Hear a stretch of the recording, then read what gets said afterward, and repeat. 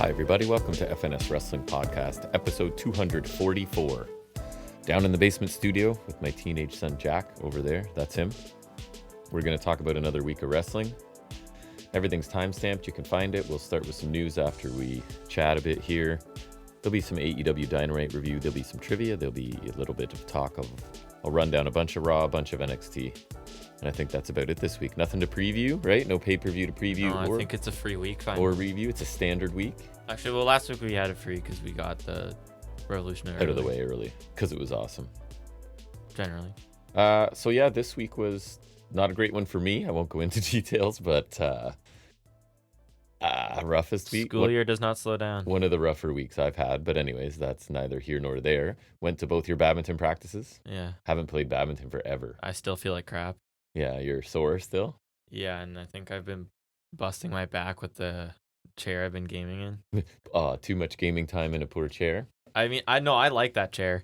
It's just like I feel like it's just maybe just the way it's angled. I don't know. I do like that chair. How's though, the retro gaming going? Yeah. Last week you just got the memory thing. I haven't played it as much lately, but you put in some time. I've been playing the save I've been saving. I've been playing as Raven because I decided to pick someone random that like I wouldn't ever play. So able to play in other ones. I was just watching a WCW pay-per-view where it was 1998, and I forget which one it was, but it was funny because they start out by advertising, like, we have 3 matches added that weren't advertised. I'm like, what good planning that is. Like, no build. So anyways, short story long, the opener was Jericho Raven, and it was pretty good.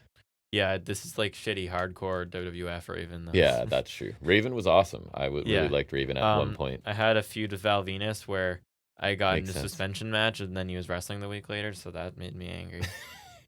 I know that Will Washington. If you lose that match, then you get suspended. You can choose to not return till the Rumble. So I'm wondering if that match only has consequences if you lose. That's my theory.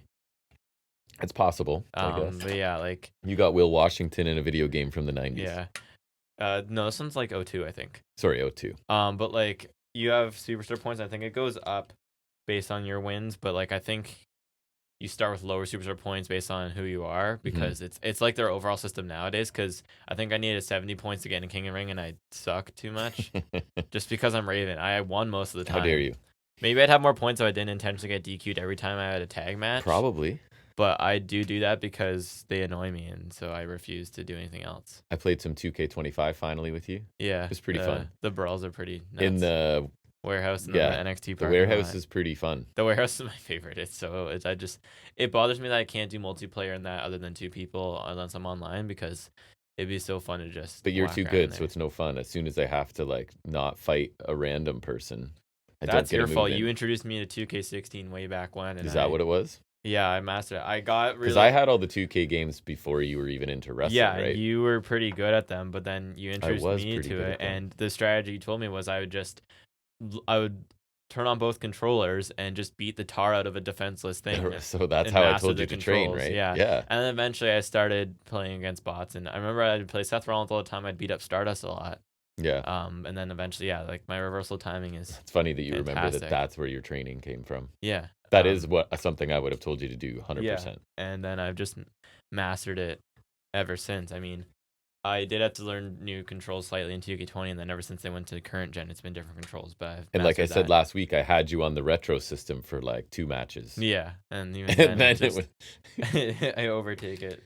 Yeah. I just have a knack for those because like my one friend, he's just like great at most video games, but I love this because it's the one time where I trounce anyone. Even it out. Yeah. Yeah, like pretty much anyone, at least in my general vicinity. I don't really play online anymore. Can we make money off of this talent or what?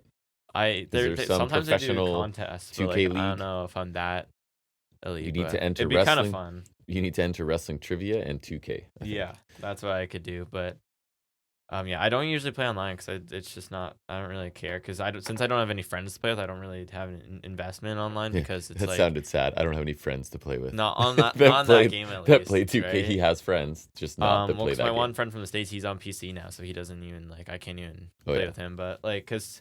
Online it runs different where you're just trying to win. It's not unless you're playing with people. That's what I mean. It's like not as fun. It's like you're just trying to. I would be the same. It's like with any game. It gets so annoying when people are trying to do whatever to win. So it's like it gets annoying. Cause I remember I haven't played online in like years. So I just get my investment from Universe Mode or I would be exactly the same. I do that, or I do log into my faction sometimes to get like the free Persona cards because then I get different alt attires. I do remember it took you forever to play whatever the mode I was telling you to play. Universe. Is that what it was? Yeah. Because I'm like, it's what you'd like to do. You can like book your own stuff and pick. Yeah, I would just play random matches. Yeah, That's I did that. That was fun. All I do, and then I haven't gotten to that period in this game yet, but I will eventually sink all my time into making arenas, belts, and Yeah, you will. Yeah, I know you will. attires. I told you I made a couple for Javon. Nice. Partially because I play him a bunch, but then also I found out there's hidden parts in the suite for all their attires. I just thought of that Pokemon thing you said about Javon and yeah. I saw someone post that like Javon, Trick, and Oba are like a Pokemon evolution, and I mean like, come on. It's kind of right there. Pretty funny. They'll come up on NXT. It is pretty funny. Yeah, I think that's partially why it's poignant. And then I made Pete Dunne solo gear too. I need to start getting into Mello because I made a lot of gear for Mello. Because he looked so small against Randy Orton. Mm-hmm. Holy cow!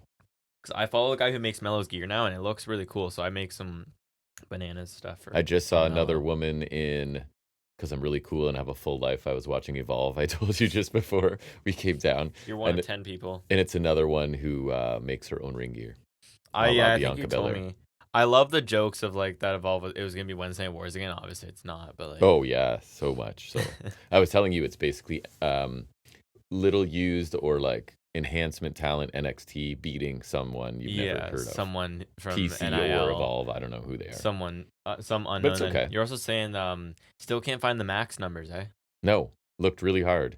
It's doing really well. Yeah, it's one of their top streamed live. Which I would love to see the numbers so we can throw it back at the tribalists. But yeah, because I guess the point I read was they're keeping very similar numbers, and there's people now watching it somewhere else. Yeah. So it seems like it'd be more, but who knows? I couldn't find actual numbers anywhere. Mm-hmm. And then I guess speaking of streaming stuff, I've been watching random movies every day. I think this week I ran through the Hunger Games. Nice. All 4 of them. Nice. But like and since Netflix, it's annoying because obviously we can't watch it at school, so I just downloaded the movie the night before. And then can't watch movies at school. So frustrating. Well, Disney Plus I can, which I find is weird. I feel like Disney Plus has been around long enough where they should be banning it. I'm not complaining. No. But like it just surprises me. Yeah. But yeah, I get bored easily when I'm just doing a bunch of Photoshop stuff nonstop. So I just like that's cool. I've been watching a bunch of crap lately. I've been watching random Marvel stuff. I was looking at my Disney Plus watch list. I was thinking maybe watching Princess Bride again. Yeah, you or should. Night at the Museum. Always. I like that. Classics. Three Musketeers is good. I don't know. Oh, your lights. Oh, my lights are bugging. That's not good. It's all right. We'll take that opportunity, I guess, to officially start talking about wrestling, although we kind of get around to it in the banter sometimes too. But we'll do that now. We'll talk about some news and rumors.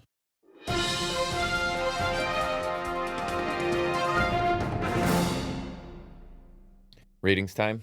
NXT 676,000 viewers, down 7.7%, 0.15 in the key demographic, exact same as last week.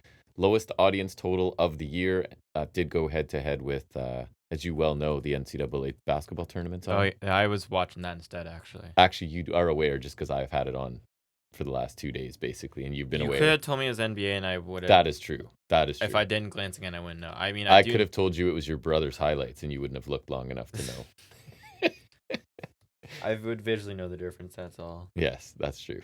So yes, then Dynamite, 658,000 viewers, up 4.8%, and a 0.19 in the key demo, up 18.8, also head to head with NCAA games. So good numbers for them. Very similar for each, to be fair, right? So that's the ratings. That is the ratings. That is them. So thirsty. I was telling you the tickets are on sale soon, but I found something from MLP that they're looking into signing talent like to them. So that's interesting. I did see that too, but I didn't read any further. I saw like they have like at least 2 or 3 right now. I don't know who they have though. Interesting. They have signed people. I think of the they headline have I was couple, mulling it and over. then that they're looking to sign people. Cool. I don't know who they could get. Hopefully they get some good people, and then hopefully they get some sort of TV deal. So and I doubt consistently. I doubt they're signing anyone exclusive, right? So I think that's what they're trying to do. Is really, or just signing them like AEW signs people and lets them wrestle some other places, or TNA does, maybe not AEW. AEW does because with some, a lot of them do Japan, and right? Takeshita now has deals with 3 people. That's true. So could be something like that. Maybe if you're Takeshita. Maybe if you're Takeshita. Fightful Select reporting the reason the Wyatt Six haven't appeared. Did you hear this? Because they suck. Well, maybe, but also Uncle Howdy was not cleared to compete, but he is now. I don't know what was wrong with him. If only he had some character who didn't have to wrestle. Right? That's crazy. Like, what? Always wrestling. He could have led a faction or something without having to wrestle. Yeah, a lot. had like other people wrestle matches for him. I don't know. Also, I heard somewhere down the grapevine that it doesn't always have to culminate in a match. But it was also added in the reporting that the Wyatt Six will not be returning anytime soon. So I don't even know. That's meaningless, I think. So why did I include it? Don't know. Like, what does soon mean? Anytime soon. Here's why they're not coming back. Oh, they're still not coming back. Right. That's true. That's basically what I just told you. So run with that. What do you have? That's like one of those clickbait articles which is like, status update on someone's hiatus. They're still gone. And I remember there was 1 week, I put something in specifically because it wasn't news, and I can't remember what it was. But... I don't listen to you. Fair enough. If we know it's a sad news week when I have to report not only on New Japan, but it's David Finlay. Okay. He won the New Japan Cup. Congratulations. He beat Buzzcut Umino. Buzzcut Umino. Well, because I'm sure they're trying another thing with Umino because, got to get him over even though people don't care. God, I was looking at my best and worst stuff. The Saber match, yeah, that was brutal. It was awful. I'd consider in the same vein putting on Mox and Copeland just because it was a disappointing main event. I honestly would say I probably liked Mox and Copeland more just because it was not 43 minutes. It wasn't as long and I had less expectations. Whatever it was. And I follow AEW more, so at least there's a story going into it for me. But for me to hate a Saber match, it was pretty bad. Anyways, he will challenge the guy who beat Saber, Goto, for the IWGP World Title at Sakura Genesis. That is not. I feel like... Take my money. No. Now I feel like the only reason we had Goto win the title was that we have a believable champion for Finlay to beat. Maybe. I don't think they wanted to sacrifice Naito or Sabre because people like both of them. Yes. We like Sabre. We don't love want to Naito. Sacrifice Sabre. But people like both of them regardless, right? They do. And they seem to want to make Finlay a big deal despite most people hate him. And I don't really like him that much either. Like, he's fine from what I've seen, but I don't think he's that interesting. I'm more indifferent than don't like, but he doesn't, excite me, that's for sure. Right? So I feel like they want him to be a big thing. He's, like, the second-generation star. He's a gaijin. Kaiser. They love big guys. Kaiser, what the hell was that? I don't... I'll have to look that up while you're talking, actually. But it just kind of occurred to me, like, why else? I mean, it also gets Goto his, Sheamus moment. Like, we're talking about Sheamus winning the Grand Slam. It's like Goto finally getting the big one. It accomplishes that, which I feel like... Transitional. Right. Yeah. Like, because they could have gone... I feel like if they could, they would have gone the whole time without giving Goto the belt. Because it's like... It's a story you can do, but not when you have to do. Yeah. And so I feel like it makes it easier for them to give it to Finlay. Other matches on their card are Takeshita is defending the belt he didn't lose, the Never title, against Ryohei Oiwa. I don't know how to say his first name. It's a TMDK guy. Okay. Umino, Mr. Buzzcut, is facing Tanahashi. Mr. Buzzcut. Suji is defending the title against... you see who he's defending his global title against? It's pretty interesting. Sorry, who is? Suji. Against somebody in New Japan? Yeah. Bad Luck Fale? Yeah, almost that bad. It's evil. Oh, wow. That's not great. Yeah, almost as bad. And then equally interesting is ELP defending the world's ugliest, brownest rectangle belt against Great Okan. You don't like Okan, eh? He's not that... I don't mind He doesn't seem like our type of guy. I think... I wasn't as big as Hanare either, but after that cage match, I thought Hanare was pretty cool. Hanare's cool. There's other matches. Those are just the only ones I wanted to kind of mention. Ticket sales for Dynasty, the capacity of the place is 7,000, so not huge. And they've sold 4,300. Good for them. Yeah, I don't know if that's good or bad, or if they hope to sell out already or whatever. I'm sure they'd love to sell out anytime, but that's what it is. He is a second-generation wrestler because his Indian name was Axel Dieter. Sorry, he's talking about Ludwig Kaiser because they referred to him as a second-generation superstar, and I don't know if I've ever heard. So I was texting you, I think, right? Since Germany's most successful pro wrestler after the Second World War. Okay, a second-generation wrestler. When they say second-generation superstar is the WWE branded. Yeah, no, he's a second-generation wrestler. Okay, that's different. Yeah. Unless I heard wrong, but I'm pretty sure they said superstar, which is I think that's just them saying, not saying wrestler. Dying too. Okay. I'll take that then. I was going to say because they refuse to say wrestler. They don't anymore, but I still feel like they like to use their superstar term. That's where yours is rapid and mine's It's like mine's Yeah, beating. yeah. Mine's like beating. You're like, you know. I'm gonna move that. Anyways, Find it vexing. more interesting ones. I guess not interesting. 'Cause it's not really surprising. Ray Phoenix has reportedly been signed now. Obviously, What? WWE's not confirming that. He's set to debut on SmackDown soon. They've been airing vignettes for the last couple weeks. Yeah. For him and Black. I think Black Yeah. is going to be a little further on. It's rumored to be on the 26th of April, so about a month from now. Phoenix, I think, will be sooner. My theory was, too, because I thought it was weird that they're being on SmackDown when Penta's on Raw. But my theory was, we have plans for Penta penciled in. I think he'll be in the ladder match, or the rumored Whatever they're multi-man doing matches, with Breaker. right? Yeah. And I don't think he's gonna win that because I feel like now we're gonna get that lucrative tag run with him and Phoenix. My Mhm. theory is that he doesn't win that. I would say Sheamus wins it because I still think they should do that. Give him his moment and it's at WrestleMania. But Yeah. he's been so absent lately. I feel like you. I don't hate it, but maybe he's hurt. You could do a surprise return. That's or something, true. right? Like you could have then it would be even 'cause cooler. I don't know what his absence is about, right? to be honest. Or you could have him reappear in a qualifier or something. I don't know, right? Yeah. He can return whenever. But like my theory was Penta loses that, and then the draft isn't far away, so they can just draft both of them to one or the other shows. When does the and- transfer window open? The transfer window already happened. Like I'm saying, the draft would be like it's the big one. Yeah, but I'm just saying, will that open every year now?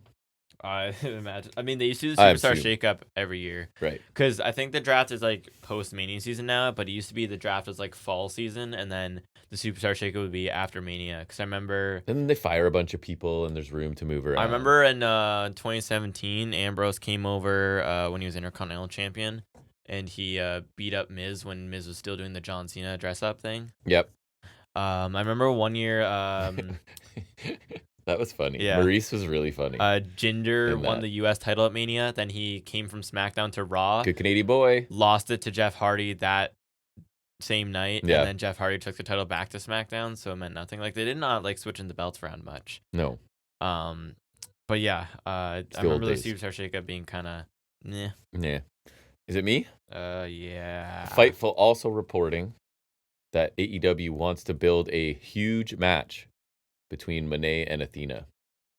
Seems like it. Seems like it. Possibly as early as Dynasty. It will be at Dynasty, yeah. The idea being like, I guess it could be later too, like the two champions with super lengthy reigns, right? Because Monet's now had the whatever Yeah. for quite a while, and Athena's had the ROH forever. For like too long. I mean, I think the match will probably be really good.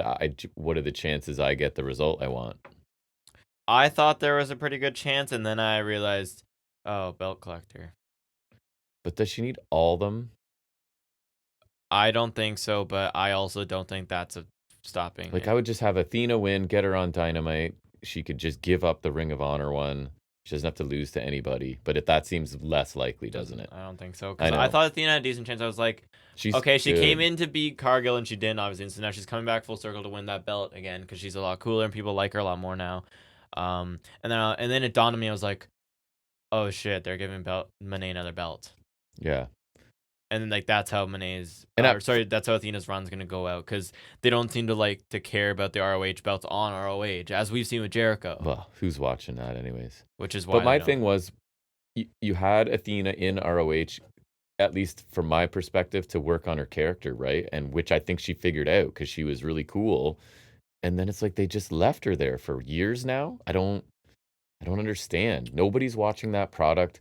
She'd be awesome on any product. Why is she not on your flagship show? The issue is though, Athena's been working so great as a heel, Yes, and Monet's a heel. I know. Well, So maybe Athena her would friendship be- with Renee is gonna turn the tides. I guess. I feel like Athena would be a better candidate to beat Storm, but even then, I'd rather see what Megan Baines got. Yeah. I mean, Baines not winning. Yeah. No, I don't think so So- either. I'm gonna be sad, but such is life. It's your turn. Homicide has retired after. Sorry, how old is Homicide? I don't know. That's, let me I see. should laugh. That's probably sad. I think he that has some had to work that long. health concerns. You think? Okay. I accidentally googled homicide by itself, and I was like, okay, I was about to read out homicide is an act in which a person like. Whoops. I was like, hold on. Okay, yeah. He's 48. You just learned that homicide's He's 48. He's really old. Jack just learned homicide's a real word I- and not just a wrestler's name. Let me Google. It's an actual word. Let me Google Hernandez. See what that means. No. Sorry, how old is he? He's really old. He's 48. Ugh, He is young. He's got years and years left. He was born in His 77? birthday was yesterday. In 77? Yeah. His birthday Nice. was yesterday. He and people we know are the same age. Yeah. That's crazy. That is crazy. Chuck and Richard. Him and people we know have the same birthday too. It's insane. Insane. But yeah, so he retired. I think he wrestled his last match with Sorry, on when was his Outlaw birthday? Wrestling. What did you say? March 20th. Oh, nice. And his tag team partner was Bull James, who was once in NXT as Bull Dempsey. I remember Bull Dempsey. There you go. And one of their opponents was Alpha Jr. And if I'm correct, that's Manu. Oh, Manu. I remember Manu as well. Yeah. So, yeah, that's pretty funny. But not that he retired, the people being there. Good for him, though. Sucks he has to, but he's also old, so it's fine. Did you hear about the Slammies Fan Choice Awards coming back? Yeah, because they did it last year, too. They did?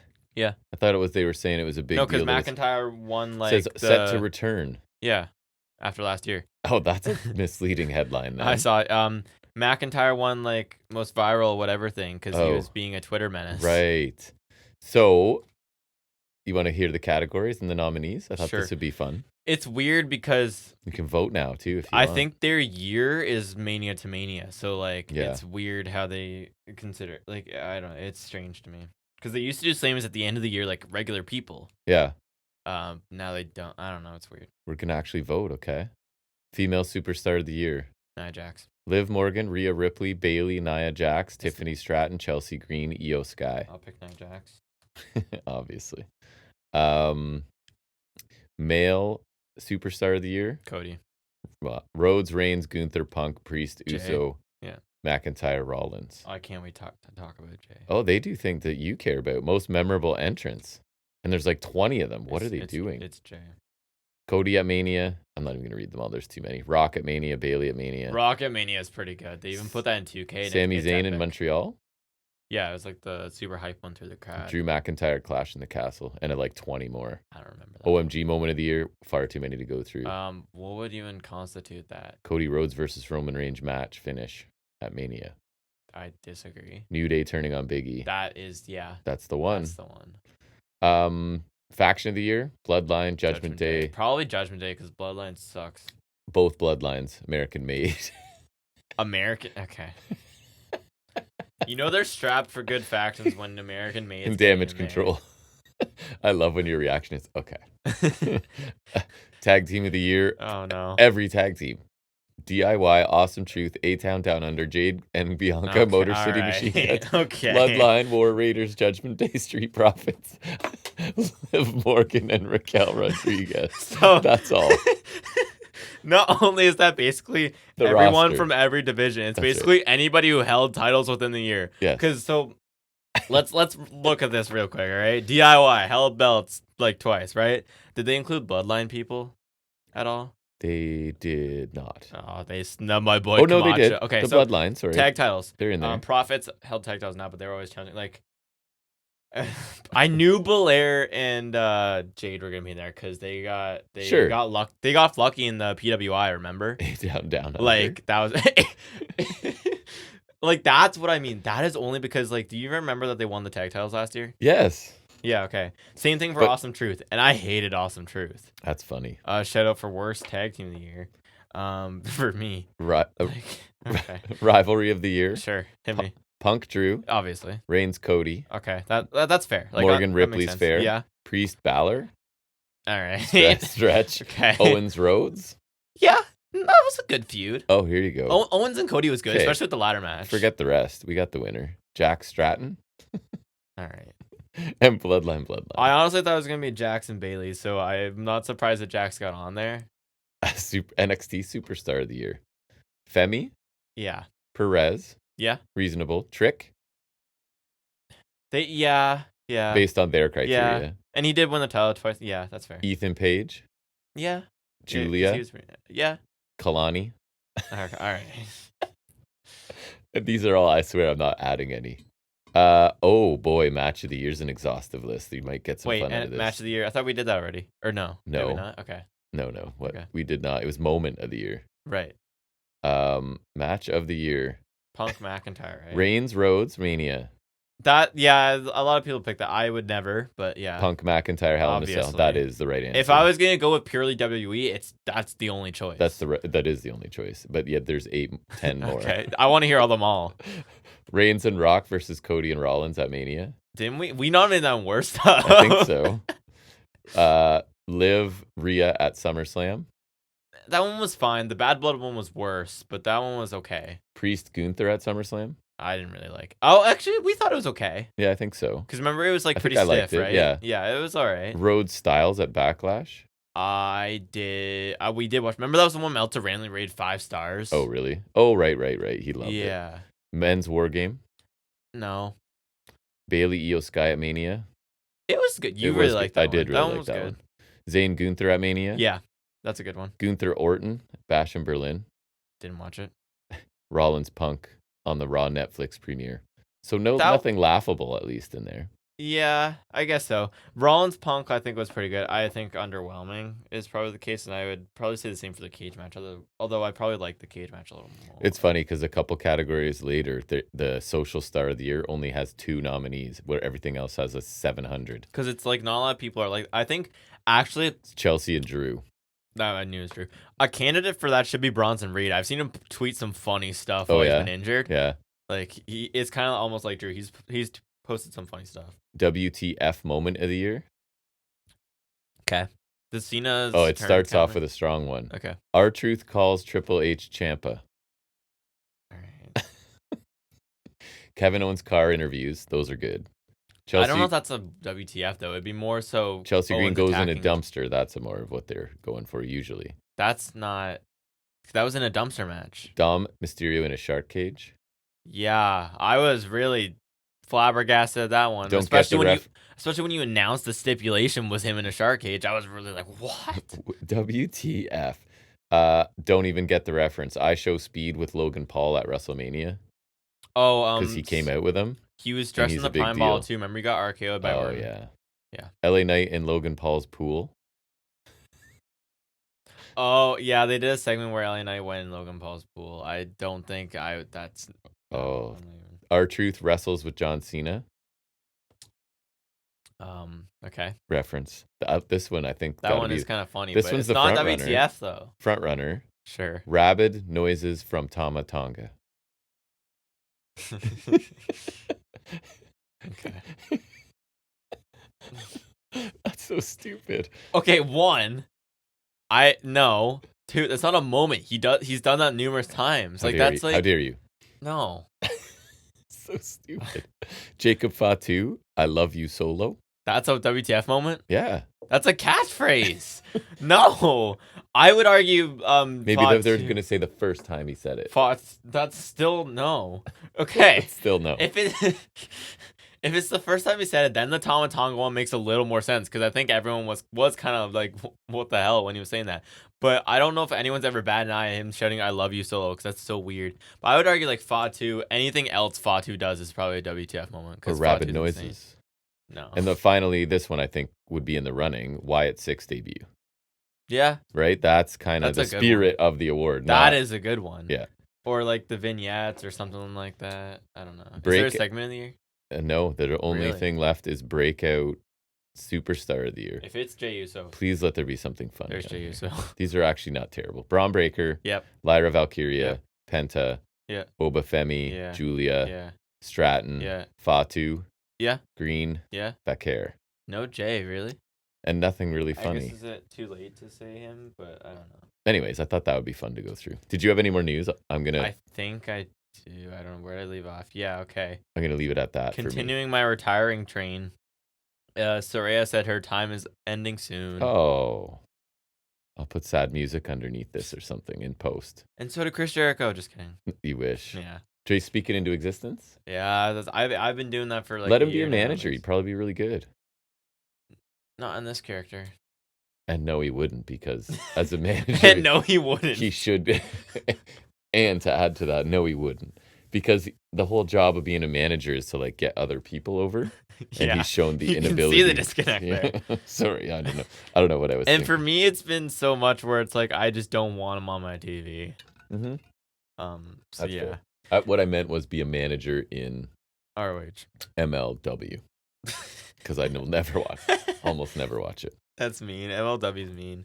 Last one is even though we don't care but never watch it, Pete Dunne got announced for the next Bloodsport. I saw that. So cool for him. I think that's kind of neat. I've tried it. I just don't It's like not really it. for me. It's like a more vicious underground. I'd consider checking out Pete Dunne. Just 'cause I don't get to see him. But do the stuff a matches lot. are like pretty short and they're all the same style. Yeah. If you'd like variety in I your think show, it's an not that issue to much. do it a whole show of that because I would never That's what I mean. watch a whole show. We like variety. Yeah, I never watch a whole show that would just be underground matches. That's essentially what it is, right? Correct. Just a bloodier version, obviously. I think GCW doing Bloodsport is cool, and I like them having a match or two, like how NXT uses underground. Yes. Right. Yep. So Dunne's there. Maybe not this week on NXT. Other people involved that are interesting are Karrion Kross, which is an interesting choice. I was gonna ask this week, does he still wrestle? So yeah. Sabre is there. Nice. Natalia. Sabre just whipping out. Yeah, he could submissions for 4 minutes would be cool. Yeah. Natalia fits in there from her underground experience. Against Soul of Ice. Yes. Gabe Kidd. Poor Natalia, she had the worst gimmick of all time. Farting Natalia.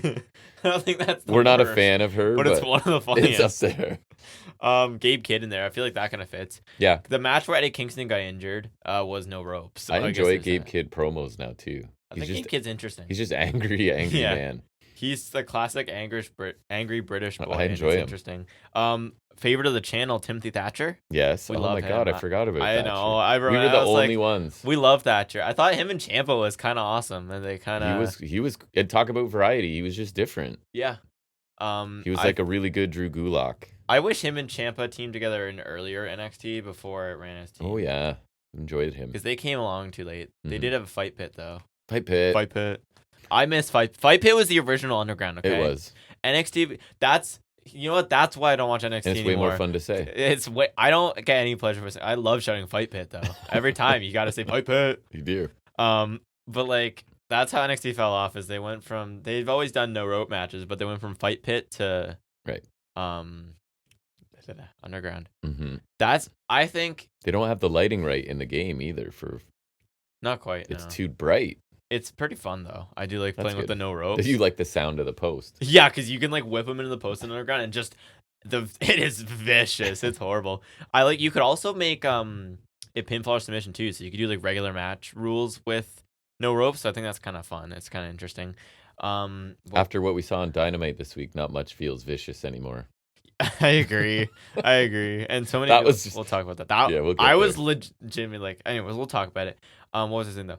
I wish they'd bring back Fight Picks. Last time they used it was with Riddle and Rollins at Extreme Rules. That's the thing though, because it was Riddle's match. But then Thatcher and Ciampa did it, so it's not. That's right. Right. I think like in a perfect world, it would be Baszler's match now.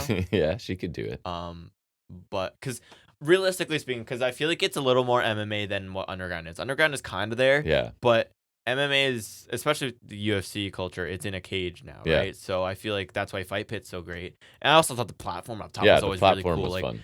I really would have liked to see Fight Pit in the games. I think that'd be so fun to play because I really get an enjoyment out of the underground. I think it's really fun and it's different. I was saying to you, who knew the most fun thing about a wrestling ring was taking away the ropes. Right. It's actually really cool.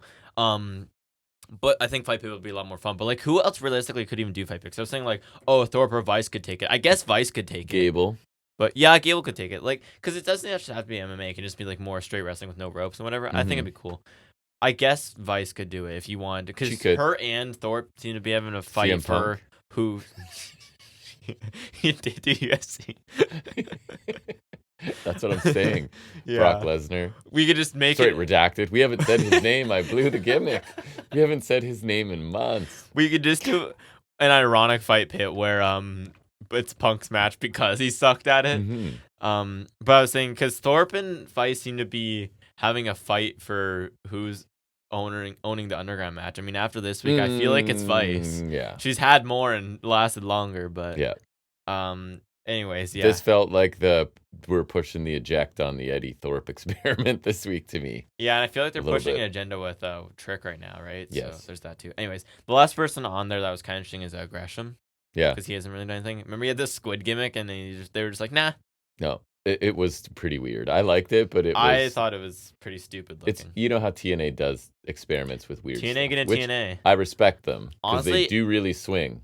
They take big swings. His mask reminded me of And I don't know, when he was doing the whole sitting at the boardroom or whatever vignettes, I kind of liked it. Okay, maybe less so now that I'm But it was looking at weird. it, but just the kind of shape and the paint, whatever, it kind of reminded me of Relic from older TNA. Oh my goodness! Did yeah. you know that's killer spelled backwards? I did. Oh, that reminds me. Remember Nevaeh? There's Yeah. another one. Yeah, exactly. I love the ones where oh, Relic is so funny. That's such a funny I remember him. I was watching TNA then. Yeah.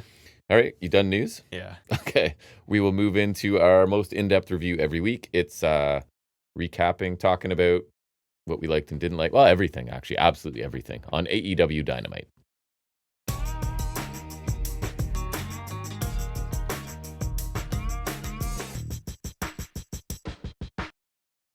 Let's talk about a Dynamite that I thought moved really, really quickly. It was Rapid. odd. It was like paced like a TV special, but it was.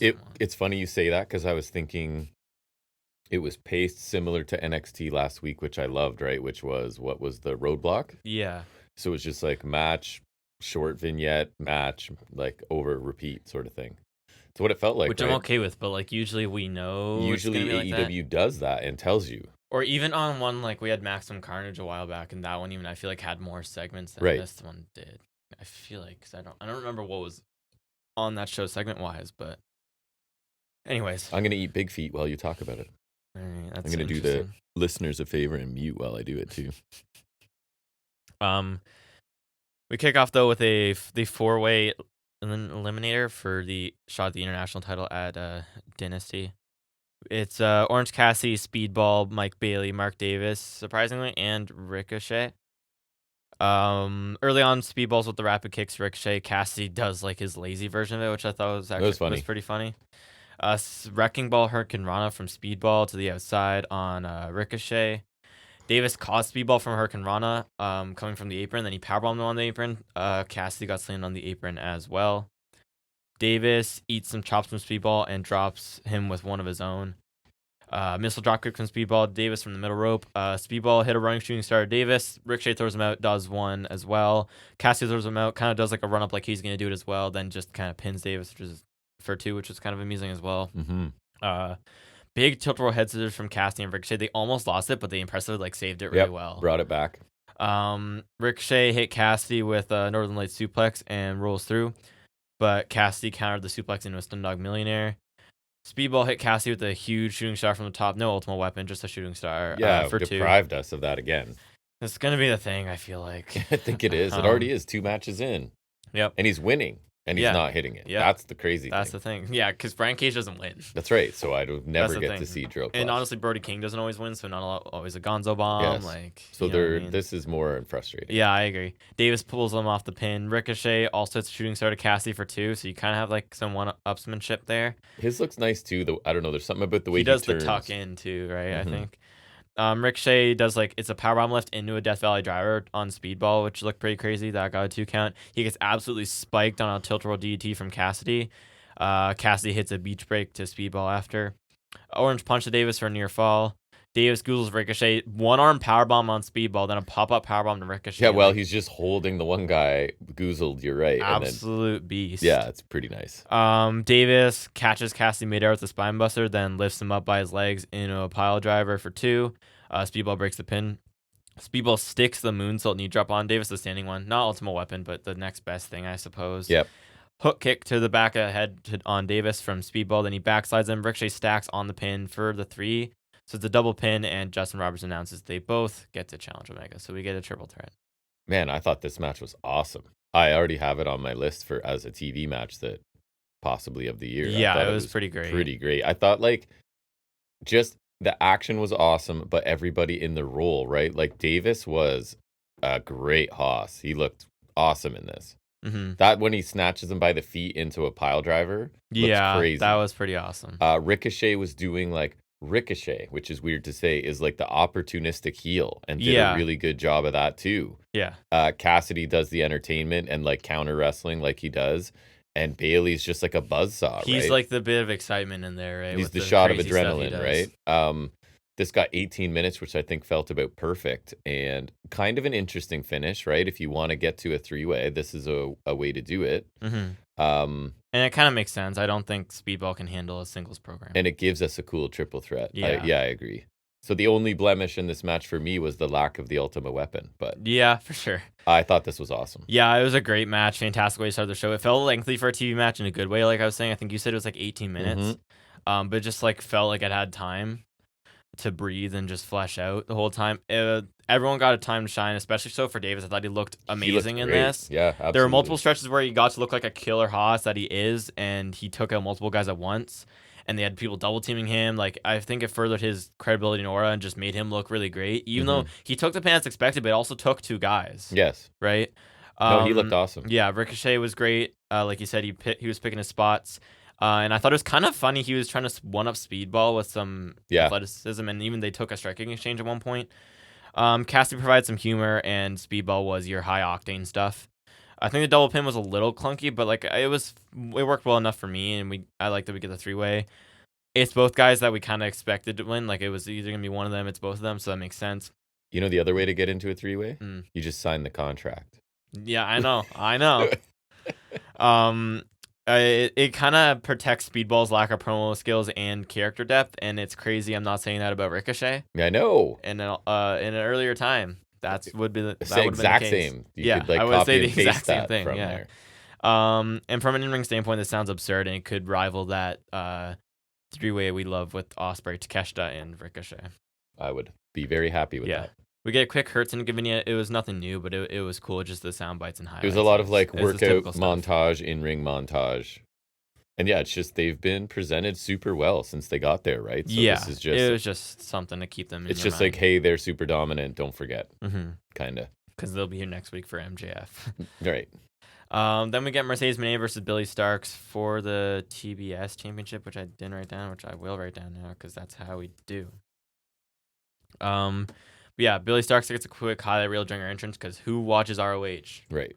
And why would you educate us on her anytime then as she's walking out to the ring, basically, right? Like, Pretty why much. put any time in doing this beforehand? Yeah, right. Just tell us now. Other than like having her appear a couple times, but like with no like for all we know, she could be an indie prospect. So this is what Evolve does.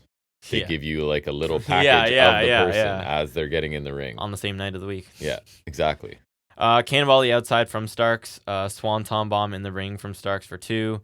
Backstabber from Moné for 2. A tombstone lung blower from Moné for 2, Looked which cool. looked pretty awesome. That's a sick move. It is. Moné with a superplex rolls through. Starks counters. Patel drop brainbuster. Alabama slam into the corner from Starks, and she hits this crazy it's like a package electric chair drop It driver. was very, Oh my very god, dangerous. it looked insane. Very Moné got a rope dangerous. break there. Yeah, it looked awesome though. I don't know if she executed it correctly. I think don't it was know, dude. It close looked to pretty being crazy. like It a was problem. pretty close, yeah. But it was pretty crazy It looking. was. Starks misses a cannonball on the apron. Moné rolls her in a crucifix for 2, then submits her in the statement maker, and it's over. So it's funny because as we were watching it, you said it literally like a nanosecond before I was about to say something similar. There were some Shotzi vibes. Yeah, from the diving stuff, because I thought she was looking rough at the beginning, but there's a couple cooler things towards the end, so I'm not thinking anything special of her, but she was all right. I think at this point, I'm going to say she is capable of hitting some cool offense, Yeah, but that's like there's I don't know, there's some people who are like not that though. quite Right? there. But I again, agree. very young, so But she's accomplished a lot already. It- One title. That's right. And they were kind of in a tough spot, to be fair, because the opener was super hot and the crowd loved it.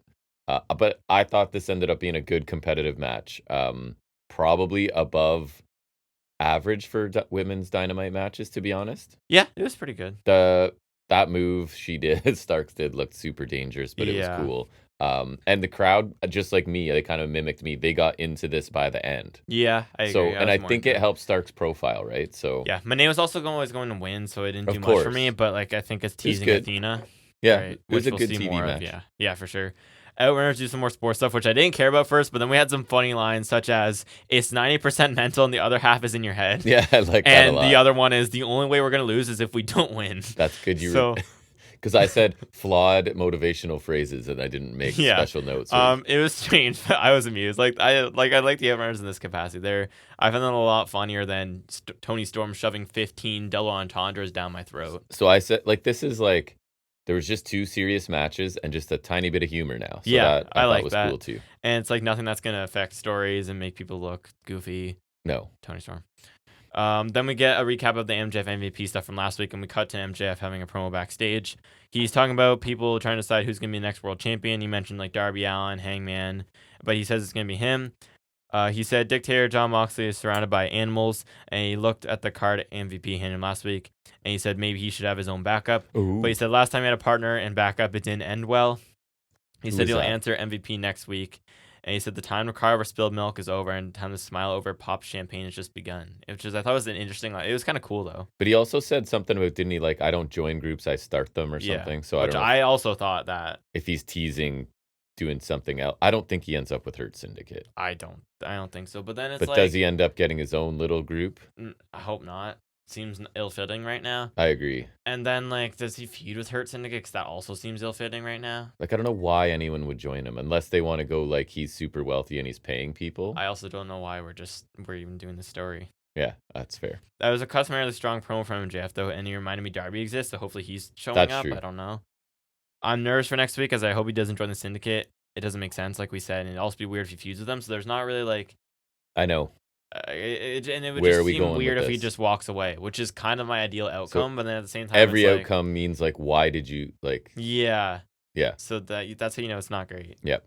Then we go to Moxley versus Copeland in a street fight for the world title. And it sort of starts with I almost forgot because I guess I also assumed it was going to be the main event. So yeah, when there's just an attack in the parking lot or wherever it was, I'm like, this is Because Mox, he's coming from outside the arena. Copeland attacks him. Their walkabout brawling first starts to go through backstage. It goes through the crowd. And at this point, I'm like, this is terrible. Yeah, for sure. But yeah, we get there.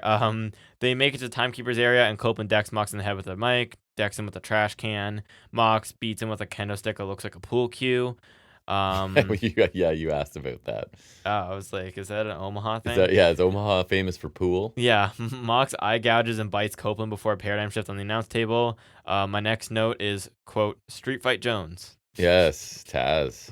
It's the Street Fight Jones. Back rake and a huge superplex from Copeland. Copeland grabs Spike and comes in the ring. Mox hits him with a cutter. Copeland suplexes Mox onto Spike, and it's stuck in his back. Just when you're like, I'm tired of them bringing in these weapons and not ever making real contact with them. It gets stuck to his back. Yeah, Yuta runs in, hits it with Psycho Knee. He's trying to get it out of Mox's back. He you can see Mox tell him to go do the spot, so he runs around the ring and gets powerbomb through a table by Copeland on the floor, and the ref does get Spike out of Mox's back, and it's it was in there. It's it honestly looks like if you were somehow able to put stab someone with a hairbrush. Yeah. You know how it's just well, how then it's when they were pulling it off and his skin stretching, it's did you ever watch Christmas Story where the kid sticks his tongue on the pole? I do know what you're talking about. Yeah. They dare him to sit. It's stretching off the. I'm trying to watch, and there's a couple times where I'm looking away and wincing. And I didn't believe they weren't cutting away faster with the camera. Yeah, honestly. And there's so many people complaining about that and calling not wrestling, whatever. I'm like, I mean, I understand, and I'm not going to deny that it could have gone horribly wrong, and sure, but it's also at the end of the day, and people also say that the wrestlers shouldn't have so much creative control, but it is Mox's call at the end of the day. Two grown men, grown adults, doesn't have to be men. They want to do it. I don't. And WWE's done plenty of worse things. Yeah. I was talking to my friend, and because he was he sent it to me, and he's like, "This is what you watched." I'm like, "Yep," and anonymous. He kept defending it as it's fewer and far between, but Mick Foley's done worse stuff, or a show's gone on after a guy dies. Yeah. There's other stuff, and it's not that big of a deal for me. During their most popular era ever, by the way. Yeah. Right. And it's and he was saying he brought up the thing with Mox bleeding every week too, and that it's sad Mox feels the need to do this, and I'm like, he bleeds all the time. It's his call. Honestly, not lately. No, not in a long time. It used to be every single week. It used to be his thing, and I'm not going to deny that. I saw something where it was his match with Tanahashi. He took a sling blade and then rolled out to blade. Where I'm like, okay, that's goofy. I don't feel strongly about it either way, to be honest. 2022, maybe early 2023, Mox, he was definitely blading too much. Yeah, but honestly, since the Death Riders, I can barely think of a time he bled. I think he probably did in the casting match, but barely. He did here. Barely he has. Obviously, no, but he didn't blade though. No, he did not. Like, this is just because he did that crazy ass spot. But yeah, that was insane. A lot of people are like up in arms about it. It was gross. 100% gross. It grossed me out. But like, I'm not mad about it. No, me either. Like, I also saw a guy get a needle through his cheek the last That's year. right. So it's like, not that makes it okay. I'm not like, it's just like there's some gross out stuff every now and then, and it's like you're calling that not wrestling, and that's like saying deathmatch wrestling's not wrestling. And I don't like deathmatch wrestling, but if you like deathmatch wrestling, cool. I can handle the odd death match. I just don't like it because it's like, I don't like when it would be constant stuff Yeah. like this, and it's just like glass pane, light tube, glass pane, light. And like, again, that's fine if you like that. And I wouldn't do it because we're not. Because we do like the hardcore matches. Obviously, like a couple ones of Revolution were awesome, but that's not like I wouldn't say All I'm the an time. avid fan of it. Where it's like one of that's those, what I'm looking for. It's one of those things in variety I want, right? Yeah, all kinds right. of stuff. But anyways, back to the match. Pac and Claudio run in to attack Copeland after he takes out Yuta. They're barraging him with corner uppercuts, like just running back and forth. Like it was Fast and Furious there. The pace picked up so much when other people got involved. That was one of my notes. That's the thing with Mox too, is like he's a little slower, but usually I feel like it's with a purpose, and it kind of helps when he's got someone who's not slow, and Copeland is kind of slow. He's not working super fast, yeah. So that's the thing. It's like I think Mox is great, but Copeland's not the guy to have a great match with right now, unless you're like Ospreay or someone like that. Yeah, probably. They set up Copeland for a concerto FTR run down to make the save. Cash takes out Claudio with a suicide dive, and Dax hits Pac with a DDT and a pile driver on Mox. Spear through a table in the corner to Mox from Copeland. Shafir breaks the pin. Willow takes her out. Kip Sabian runs in. Of course, he takes a spear. Immediately. Doesn't do anything. He will never, ever look strong. Did it do anything? Nick Wayne connects with Wayne's World to Copeland. Mox covers, gets a 2 count, then chokes Copeland out in the Bulldog choke. Then, like, Dax is angry after the match and doesn't help Copeland up. And it was interesting. Heel turn FTR, maybe? Maybe. That would be interesting. I think Dax can handle it. Cash is kind of dead in the water if that happens. He is. You caught me, like, almost asleep during the crowd brawling in early phase of this. But I ended up, like, I think we both thought this was better than the pay-per-view match, right? Yeah, I agree. It was definitely a redemption match for them. By no means my favorite match, but a much more enjoyable effort than what we got there. And I think the stipulation was what they needed. Still a ton of moving parts to this, but the live crowd was into it. Yeah, and the Street Fight at least allows it to just kind of flow through the match instead of having to do like some ref bumps and having like some workarounds with that. Like it just kind of allows you to super memorable gore spot for sure. Yeah, like that's at least there's something there. That'll be memorable forever. And to me, this felt like their equivalent to the Blood and Rules match. Just where it's like instead of it's like Death Riders, which is fine. By the end, I thought it was pretty good. I love that, but it's also like they haven't done this like. They do the Blood and Rules too much, I feel like. Yeah. So it's different. But yeah, this was good. I'm glad Copeland didn't win. I feel like we can put it behind us now and move on to Swerve starting next week. And did you see that? Like I was asking, is Mother Wayne now shifting to sort of? She gonna take charge of Nick and Kip because she was like standing there looking or authoritative. Christian just was indisposed, right? Yeah. I feel like she goes wherever Nick goes because they had the big blow up last week, so I feel like she's kind of off TV once. This ends this feud, yes. I think so. Okay, good. And I'm cool if FTR turns heel. Yeah. Because they're like, we wasted our time helping Edge. So, yeah, I agree. And then what? Like, do the patriarchy split up and but we then get Edge and Christian against FTR? Is that what's going to happen? Then that almost makes Death Riders look bad as well because it's like FTR is against them because they're trying to destroy AEW, blah, blah, blah. And it's like, nah, we'll just turn heel and ignore them now. Yeah, I don't guess know. so. I'm wondering if Dax turns heel or if they both turn heel. I think they both have to. Yeah, I feel like Dax might survive on his own. I don't think Cash No, would. he won't. And I don't think I don't know. I think they stay a team. I feel like they would want to. Even if you can do the story of Cash is reluctant at first and then eventually. Yeah, which we kind of did with Yuta and the Death Riders. Right. But, I mean, you can still do it. Then Bandito gets interviewed. He's mad about what Jericho did. His English was better than I thought. I thought his English was really good. Good, yeah. man. Yeah. He never forgave Jericho for what he did, and it was his family's first AEW show, and he made them cry. He wants Gravity's mask back as if they don't get, like, 50,000 masks made. Like, that'd be like Rey Mysterio asking for his mask back as if he's not going to wear a different one next week. The one he put on some kid in the crowd on the way back in. Right. Goes and takes it back. Yeah. After the match. Right? Like, then Giant TV comes in and challenges him to a collision match on the special thingy, and he accepted. Like, I thought Bandito sounded pretty good. I didn't really care because it's the Jericho feud, but he sounded good. I didn't need to see John Morrison. A really weird choice for like a special episode of Collision, and I thought it was. He did make me giggle because like he gets a match, and he's like, "Woohoo!" I like the feud and the stuff they're doing. I just don't like that it's Jericho. Yeah. If it were a different opponent, the steps they're taking to build it are actually pretty cool. Like, I feel like, but I'm just thinking someone who did ROH in recent years. You could do like Samoa Joe, for example. Yeah, and I think it'd be a whole lot cooler. But the payoff is Bandito Jericho, which is like, yeah, exactly. I feel like if you just altered this, like, what if the faction, obviously ignoring what they're doing now, the ops is in place of the learning tree, and it's Joe instead of Jericho tormenting. Like, then that would be dope. That'd be awesome. Joe's scary, and I'd be like looking forward to the match. Exactly, right. But whereas now I'm like, that's not what we're doing here. Nope. Then we get Will Ospreay taking on AR Fox. I love to see AR Fox. He's insane. They end up seeming pretty similar in a lot of ways after this, right? There's a crazy athletic back and forth, just like kind of showing off both ends there. A rolling transition into a suplex from Fox that he slingshots in and grabs him. It's crazy. Ospreay counters the lift into a Slumdog Millionaire, though.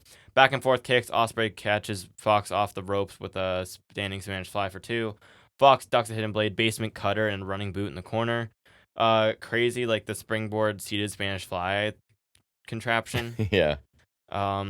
Fox is nuts. Then the finish, when he misses a 450, immediately gets drilled with a hidden blade, and Ospreay picks up the win. There was one move you didn't even want to try to talk about. It was like he kind of flips over the ropes and lands on the apron with a double foot stomp. I was like, dude, what are you, like, there's so many times I'm watching Air Fox, and I'm just thinking, like, how do you come up with this stuff? How does that even formulate in your brain? Then you have to do it, too. And the things he I love the transition in the ring into the suplex that he does. Like, the ways he finds hit cutters, just like boom, snap. Like a basement cutter shouldn't be that much impact. It's just, I know his looks great. Low to the mat, but he like drags you down so it's like you don't even have time to think. And I think that's why it works, because it's a setup move. It's like Ospreay, he's moving so Fox is moving so quick, Ospreay doesn't have time to think, and it's like boom, you get slammed in the mat just like you don't even know, and then he comes in the corner and hits you with the boot, right? Like there's just the things he does is so crazy, and even though he never wins, he's one of my favorites to watch that never wins, because you're always going to be happy with what you get from him, and he's so crazy. The result was never in doubt, but like it's a quality win for Ospreay, and I love seeing AR Fox. Ospreay gave him a ton here. Yeah. This was like 80% AR Fox, and which is so great. Like AR Fox is so cool. It's a super short match, but it's still like he's so innovative and different, right? And then it's just like he does a million things, and then hidden blade, and it's over. So it was fun. Yeah, like for great. What it was an AR Fox showcase, and Ospreay gets another win. Exactly. Then we get a Hangman interview with the haircut. Yeah, he's definitely got a bit of a haircut. He gets asked about the mock Swerve match by Renee, because obviously Swerve. He said that he had said previously a while back that he wouldn't let Swerve become world champion again. He meant it, but he has to focus on himself too, because babyface. He said he'll join the party by being in the Owen. And he will win it to become the next world champion. And I like this. He's a name that has to be in the Owen, I think, and makes the field look even better. Hangman Ospreay, we're getting. I feel like that has to be the finals, right? That's There's only amazing. 2 in there so far, and that's crazy. And like I said, it's perfect because it's unpredictable. I could make a case for either one of them winning. Right? And high stakes without a belt involved. That's awesome. Right. And it's for a title shot, but same difference. But that's cool. And I like how he addressed the Swerve issue, and like, it's different because we have an evolved and grown Hangman, so he kind of babyface it here, so he's not obsessing over it again. Kind of explain why we're not going down the road again. Yeah. I thought that was good. No, it was good. Hangman's always great. Then we get a Mercedes Moné interview. It was mostly the same stuff, other than at the end, she was talking about Billy, how like she had a good fight, and she was saying, what was it, like, who trained her? Whoever trained her. Like, forced. It was so forced. It was typical Moné, other than trashing whoever trained Starks. Athena's obviously coming, and then I realized, she's dropping. I don't like the writing or the delivery of that. Like, who trained? Like, I don't know. It's just super clunky way to. I feel like if you said who trained her like once, or if that would have been fine. Or if anyone in the history of wrestling ever cared who anyone ever trained them. Yeah, because it's just a weird, like, very oddly specific. It is, but I feel like it's fine if it's that one-off line. But then she said it 2 more times, and then she just kind of kept. But going you also on completely didn't mention a Julia Hart Queen Aminata package. How dare you? I don't even know. Yeah. Then we get Megan Bayne and Styling in our main event and second women's match of the night. Yeah, you didn't believe I didn't even me. Notice that. I was like, wait, what? And then I was like, oh yeah. And Toni Storm joins commentary. Obviously, she does. And Excalibur calls them men. That was my other note. Yeah. And Tony Storm says so many like double entendre. And here's the thing. She's probably good at it, but we're having a serious match with two powerhouses for the number one contendership, and it's like Jerry Lawler on commentary is the champion. And then she cuts in the promo after. I'm just like, dude, just stop. Like, yeah, because I didn't really pay attention. The promo didn't bother me. The promo it did because she was doing it on commentary too, and then in her last line, she throws in like 3 of them to Bane. I'm just like, she's leaning in. Just stop. Just please stop. This is why I can't do this run. Apron PK and a moonsault from Statlander. Diving shotgun drop kick as well. Ford distracts Statlander and Bane knocks her off the turnbuckles and then brings her back in with that outside in. I think it was a back suplex this time, not quite the German. Still crazy because, Statlander's a large gal. Or man. Or alien. She's 2 men. Or alien. She's an alien. That's right. She's also more than a woman. That's true. Because that's her only definable character trait, I think. Statlander gets an M5 attempt and hits a scissors kick. Ford trips Statlander, gets ejected because she did it in like plain view of the ref. She did. I was like, what are you like? The ref's right there. Referee discretion. Ref just watched the whole thing happen, yeah. Then we get a kick exchange. Statlander hits Bane with a powerbomb and a Michinoku driver for 2. Back and forth on some German suplexes. Flying lariat from Bane, they're both down. Suicide dive from Bane, pretty impressive. And a Falcon Arrow back in the ring for 2.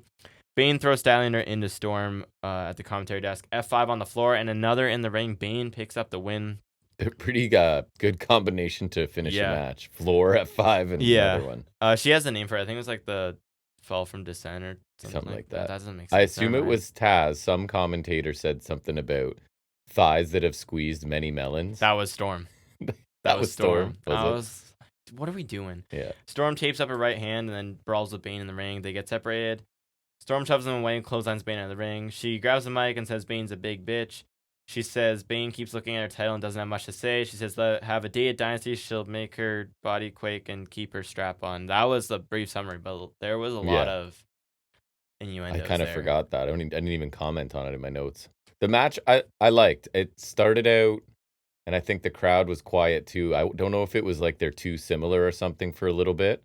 The heat wasn't there for me. But then I thought the second half, it was like dueling high impact stuff, and the crowd got involved, and I liked it better too. And it's a pretty impressive, decisive win for Bane early on in her career. I expected, right? Like I think we both would have said she would have won again. I still think there's money left on the table for having an actual feud between these two because it's just been basics. Like they're both big. It's like we know we want to see them wrestle, so we're just gonna do it and put it on TV. And I like their matches. I think both of them have been really good, and I like that this one was more clean because last time Ford got involved in the finish. Remember? Right. So I like that Bane got to win clean here. And good for them for getting a main event spot and a second women's match. That was cool. I just wish they'd built her more before getting to Toni Storm. That's what I'm saying. We don't know anything other than she's a big powerhouse, and Penelope Ford is with her for some reason. Yeah. That's all we know. And I think Bane's awesome. I do too. I like her a lot. But that's like I've been saying for Statlander. I think Statlander's great. We just don't have much development on her. Yeah. Bane's getting a similar treatment.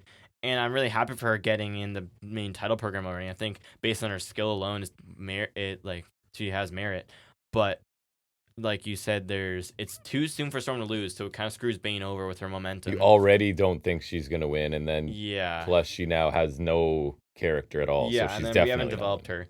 And I think Storm not taking her seriously is not going to help her development either. Like having a feud with Statlander or even Thunder Rosa, even though I don't like her, at least to be more serious and we could flesh Bane out. But I don't think you're going to get that as much with Storm. No. And that's been the issue with her feuds, especially with her last title run. It's hard for people to go against that character.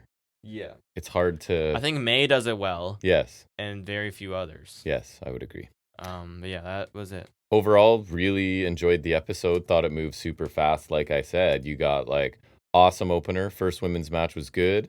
Street fight was better than I expected probably. And then like the Fox Osprey was just like a super athlete battle that was pretty quick and fun to watch. And then the main event was solid as well. So almost nothing of note segment wise, I guess, and vignette wise. Yeah, I think the only notable ones were the short MJF Hangman stuff. Right, but I enjoyed everything else so much. I went A- this week, right? Because it just was entertaining top to bottom pretty much. That's what I was thinking. It was mostly matches, but with the matches, they didn't really put a bad foot forward. They did not. And so I agree with an A-2. I would have liked it better with a nice segment in Me there. too.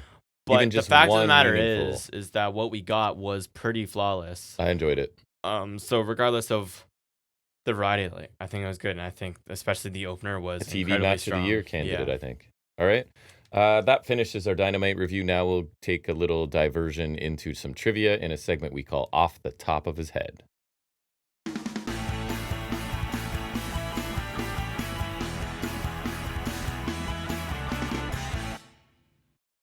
Okay, so we're going. I started with okay, didn't I?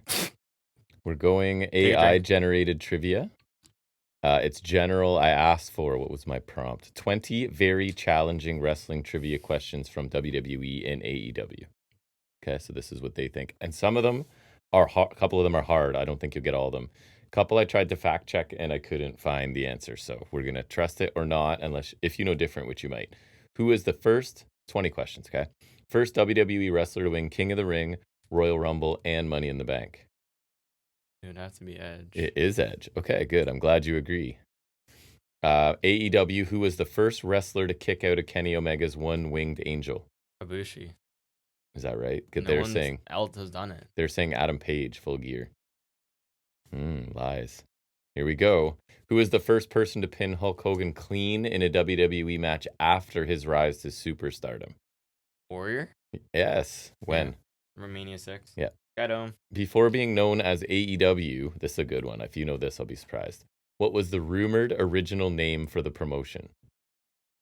Something else with the Elite in it. No. In fact, they're saying it was trademarked by the Young Bucks before AEW was finalized. I don't know.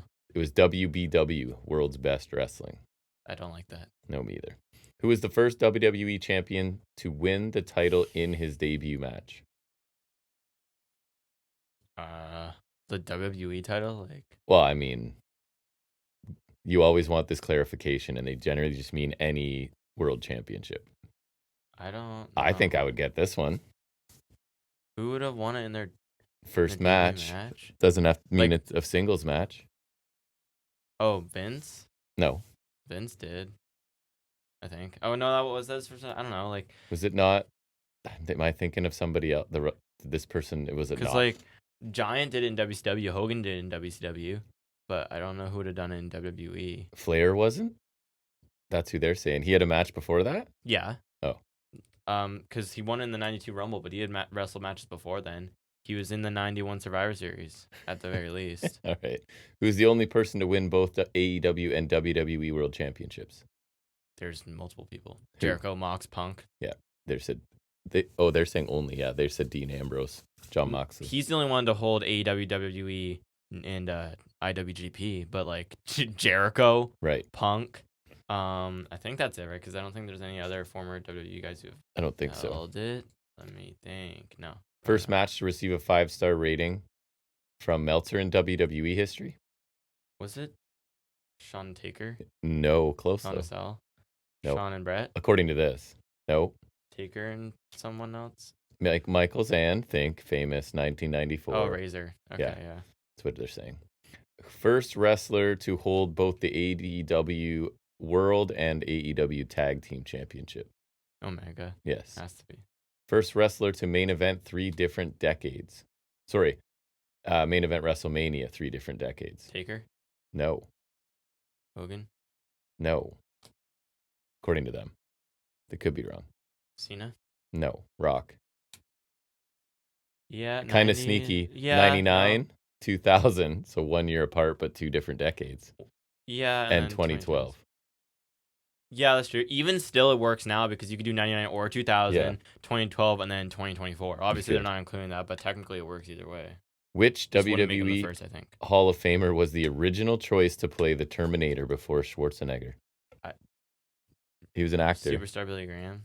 Jesse? Yes. I was going to say, you're not far. Guess, but then I was like, I thought Superstar was a little more... Jesse the Body. Muscle-y. I think this is right, and I think you know this for some reason. Who was the first AEW wrestler, it's a little misleading, to win a match at an AEW sanctioned event? Wouldn't it be Hangman? Because it was that Battle Royal. They're saying their opening match of Double or Nothing 2019. Kip Sabian? No, there's not what they're saying. Or is it Guevara? It's a tag match, actually. I don't think so. They're saying SoCal Uncensored and Strong Hearts. No, because remember, like, MJF and Hangman had the whole thing. Check. Double or Nothing opener. You're probably right. Where it was like, and I was pretty sure it was Sabin and Guevara, but that was because it was the first singles match. Yeah, it's on the, okay, that's the first match of the main card. I think that's what they That's meant. what they mean. But the other stuff doesn't count. It's still sanctioned by AEW. I know, but they would never include. You're such a stickler. I'm not. I would never. That assume is technically count. I think if we asked AEW sanctioned, the qualifications are a sanctioned AEW match, in which this is. What no one would assume that's what they mean, except you. Who is the first WWE superstar to lose a Money in the Bank cash-in? Cena. To who? You're right, Punk, but technically. Yep, that's right.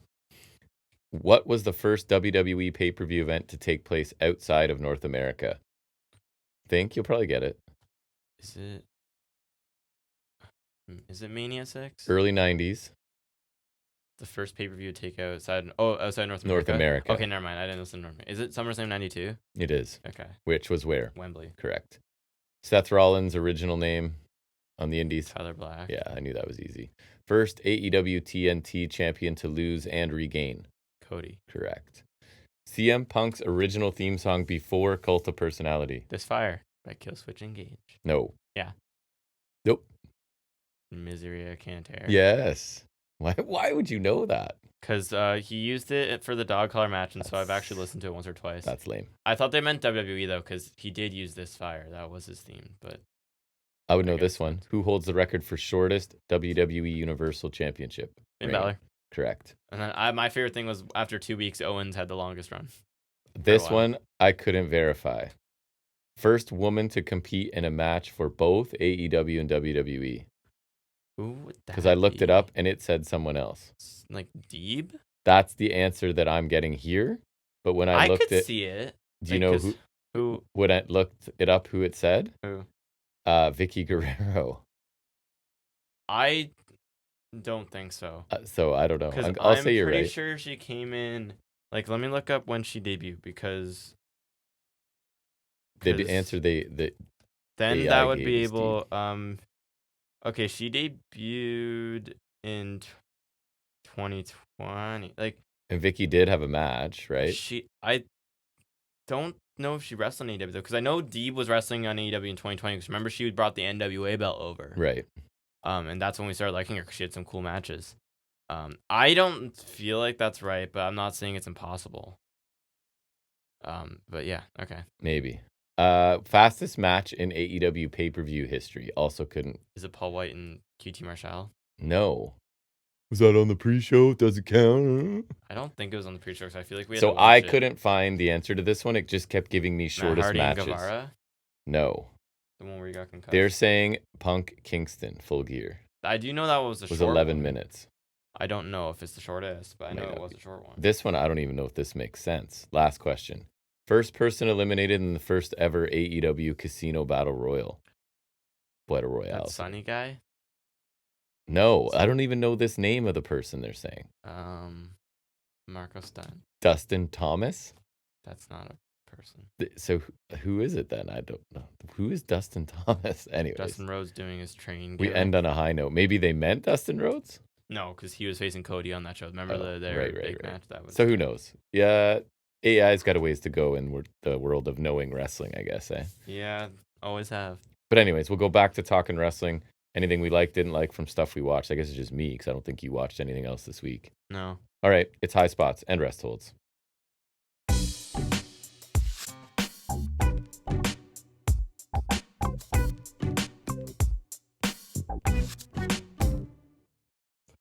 Starting with WWE Raw. You saw some things, I think, through the way you consume, right, on social media and whatnot. Cena starts the show. And you watched this before me, and you really liked it. So why don't you just go off memory?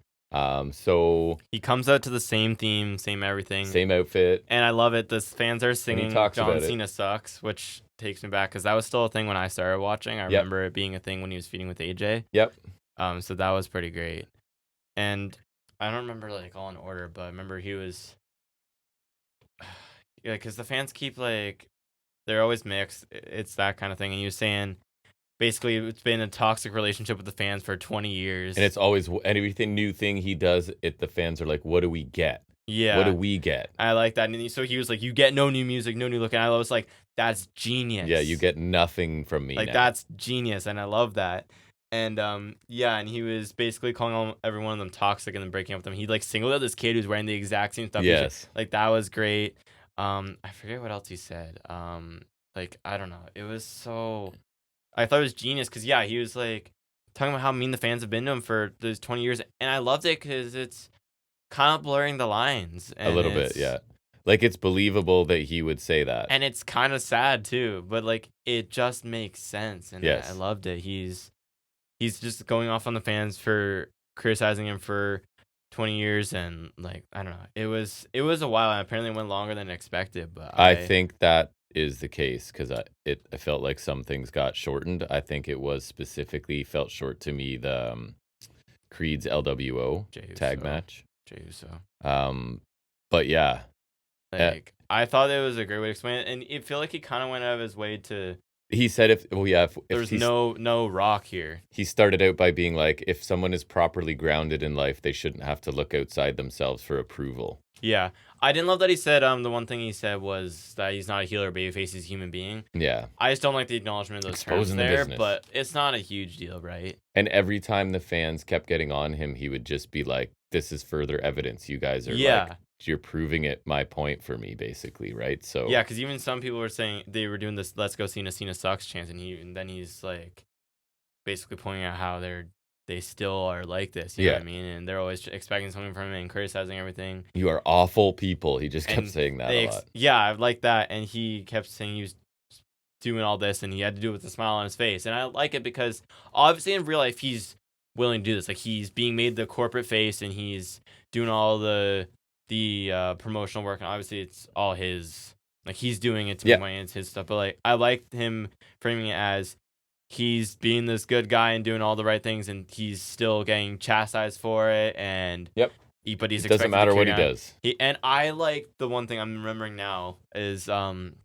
he talked about the invisible meme, and he talked about how he's been the butt of a stupid joke for like 15 years, and I thought that was hilarious because not even a month ago, I think I saw a clip of him in an interview saying like, it's an older interview because I think I've seen it before. I think it was with Van Vliet where he says he thinks it's funny and he doesn't mind the joke. So I thought it was hilarious because he's like, I thought working that into here as something that bothers him is so smart because I know for a fact that it doesn't bother him. So I think it was just genius, and I thought it was the best follow up they could have done for. We are enjoying John Cena in 2025. Yeah, that's crazy. And I generally don't love when I never cared about nostalgia people come back. But this is adding something. This is something new. It's incredible. I think it was great. I didn't really good. Care about the Cody part, if I'm being honest. I don't even remember what he had to say or do. Wasn't much. But I think Cena, it's just so interesting, and I think he has to win the title, obviously.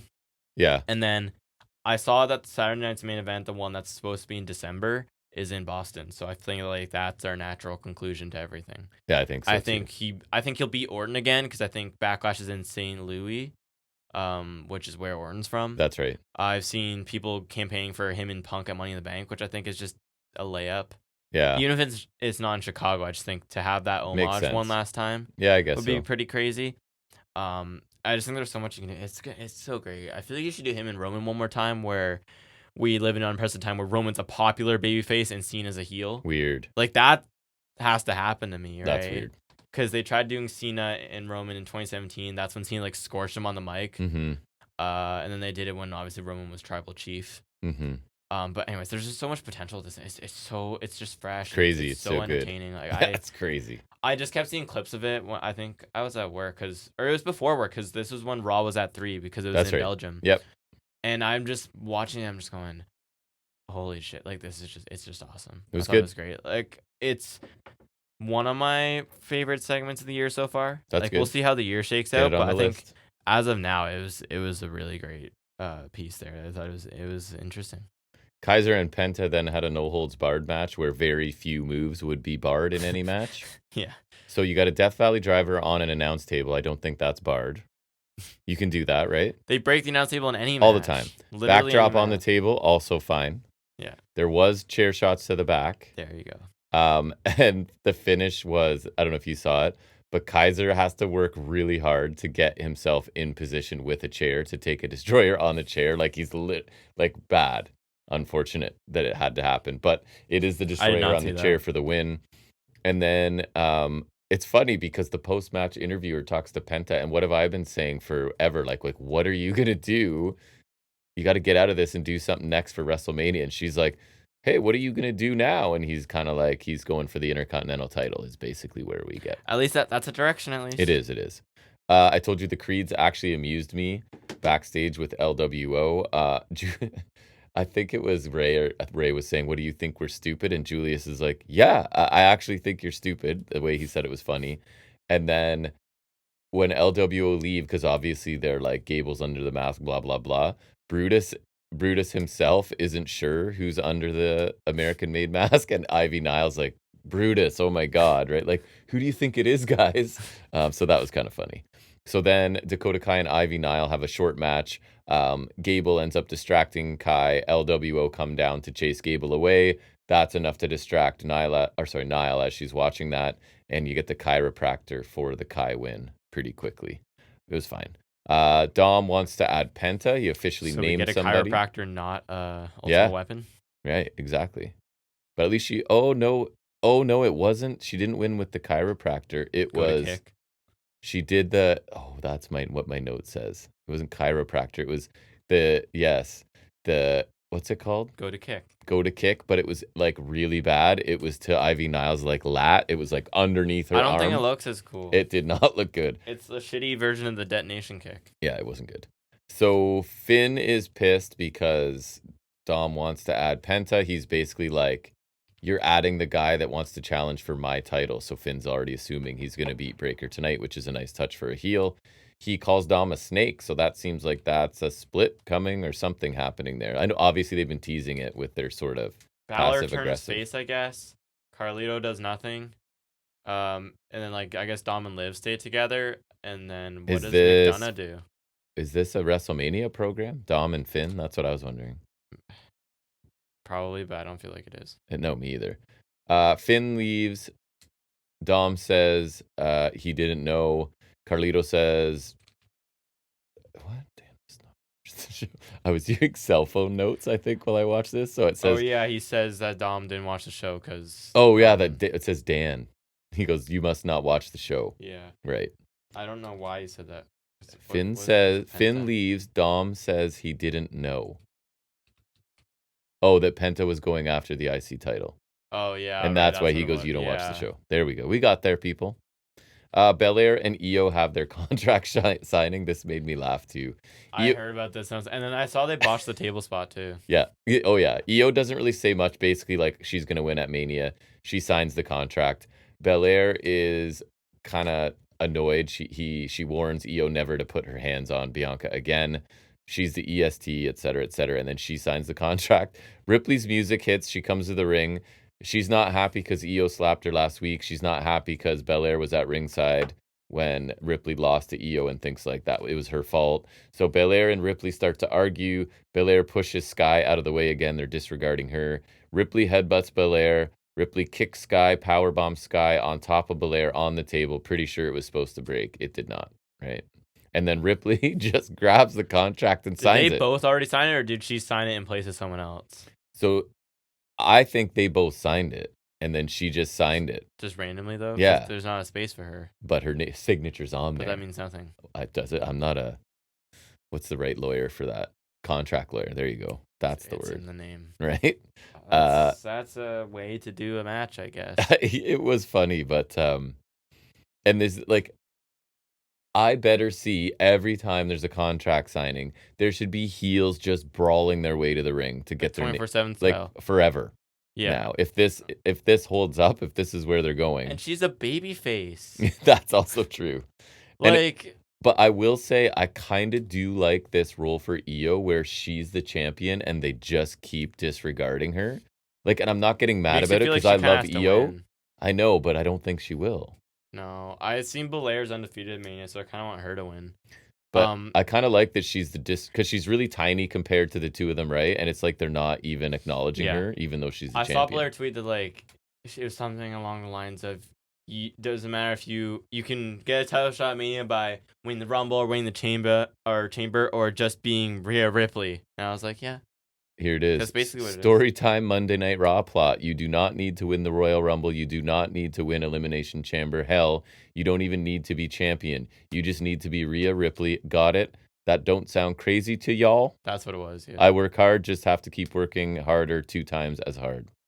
But I guess I'm just a little hater. Slowly crashing out. Because I was going to mention it in news and then I didn't. Is she the... That's why I had it on hand. heel then? Like, I feel like Ripley naturally should be the heel because she's like the one crashing. It feels like it, right? I feel like not. I know.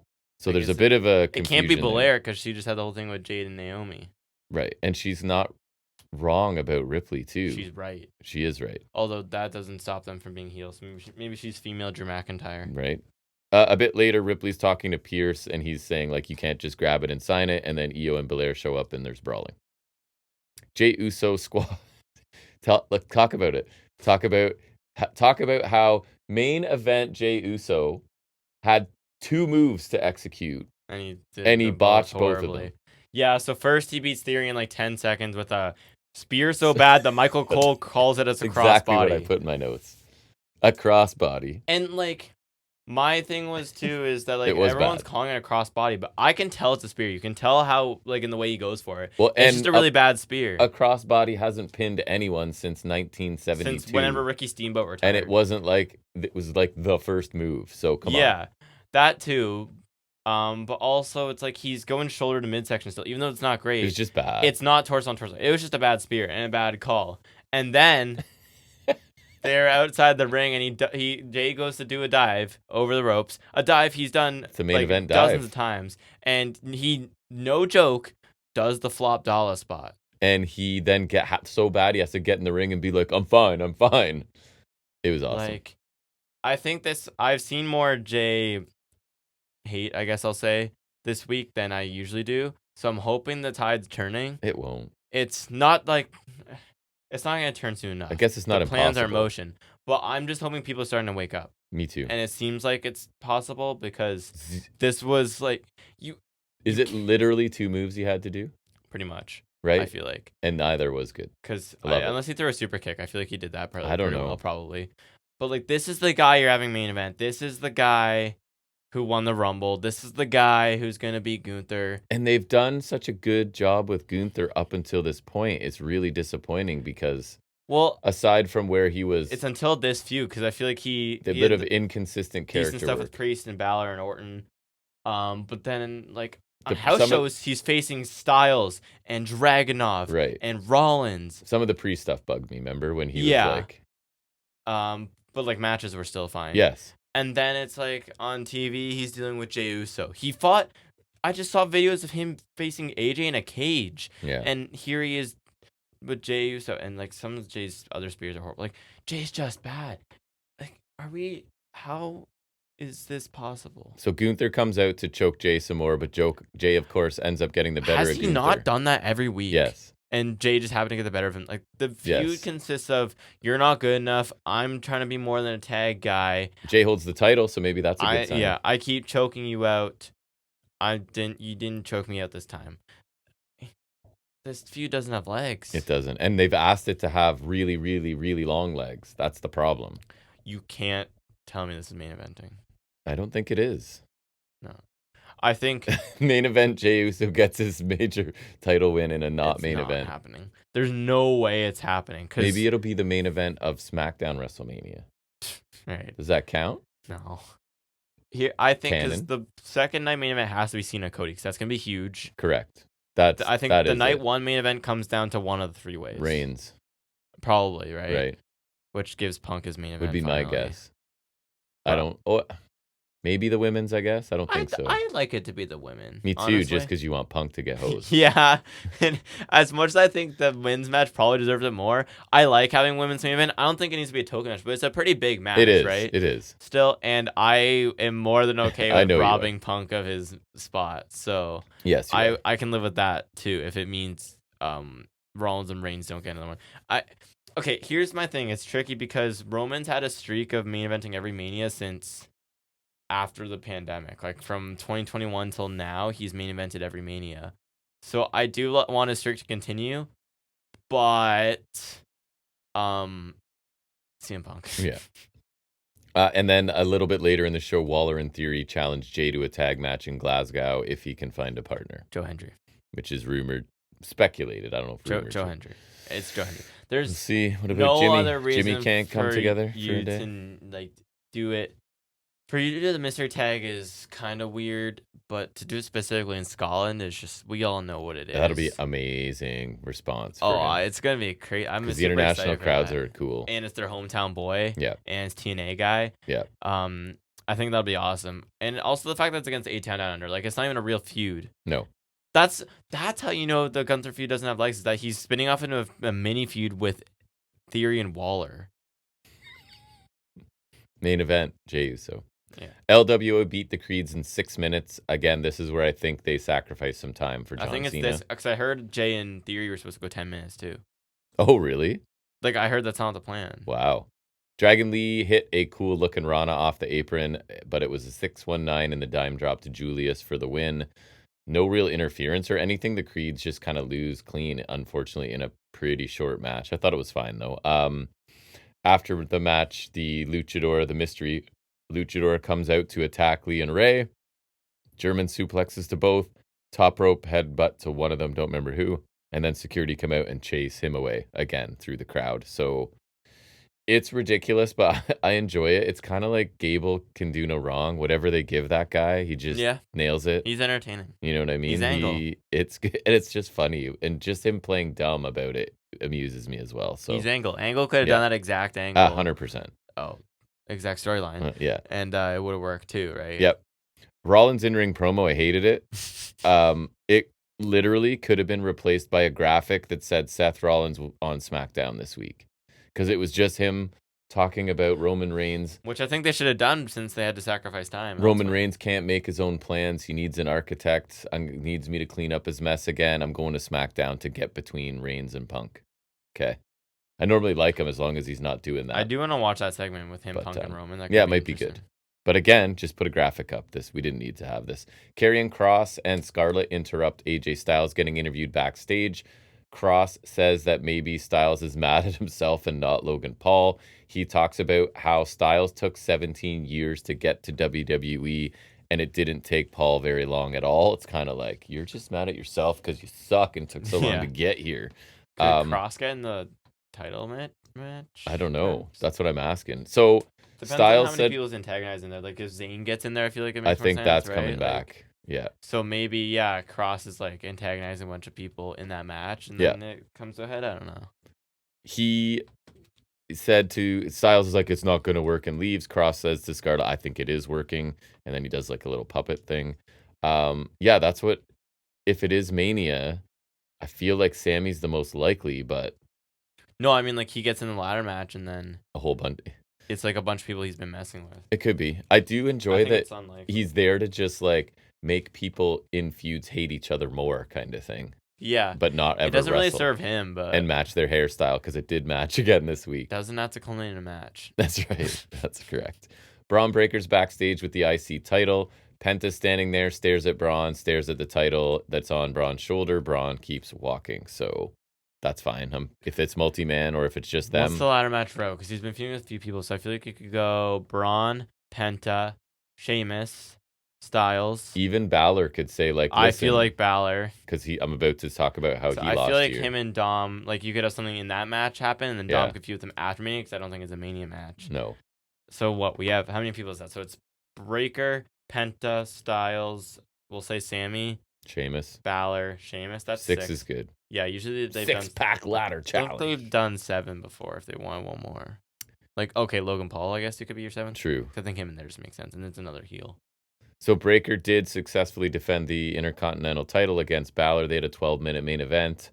The finish came. Balor went up top. Braun went after him. Carlito distracts the ref. Dom does knock Braun down, but it also causes... I do think that finish was kind of creepy. Balor to get crotched, right? And so Braun, Frankensteiner spear, all while Balor's like, what the hell, man? And there's plausible deniability for Dom, right? Who's I like, agree. I was That's why I liked it. taking out Braun, not you. Good match, not great. Breaker retains. Judgment Day issues continue, so I guess that's something. And yeah, I was wondering what you thought for Mania, so we talked about that. After the match, Dom and Carlito attack. Penta runs down to the ring, super kicks both of them. Penta picks up the Intercontinental title, has a stare down with Braun. Okay, good. So that saves him from winning it. Sheamus can take it. Penta hands the title to Braun and does the no fear taunt while staring at Braun. Braun stands tall with the title to end the show. So, not the hot main event they've had lately, but still a meaningful one and not a bad one for sure. Just they've had some better ones. Decent show. NXT last week was awesome. This week I thought was sort of back down to earth sort of for them. So it's I almost said Rachel. Chelsea Green versus Ruka. I will say Chelsea Green's like ring gear and entrance gear and stuff like is very on point, right? Like she looks. And ever since you pointed out, I like that her and her Secret Hervis. Yeah. So it was Fire and Niven both there. None of them are American. Right. I think that's hilarious. Wonder if there's any more coming.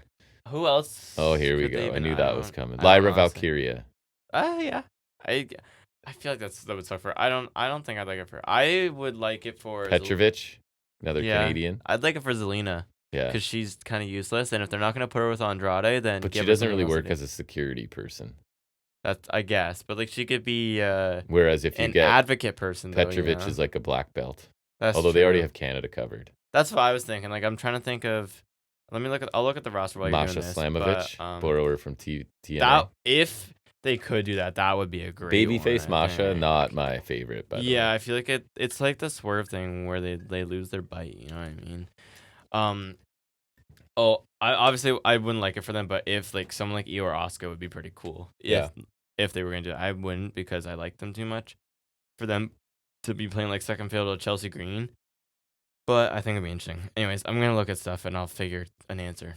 Green targets Ruka's leg in this. Lots of talking between the two. Like you can see them. I feel like Green was calling the match, but it was very obvious that she was. Like which whatever. Fire puts Green's foot on the ropes at one point. Zarya spears Fire after that. Ruka dives on to Niven.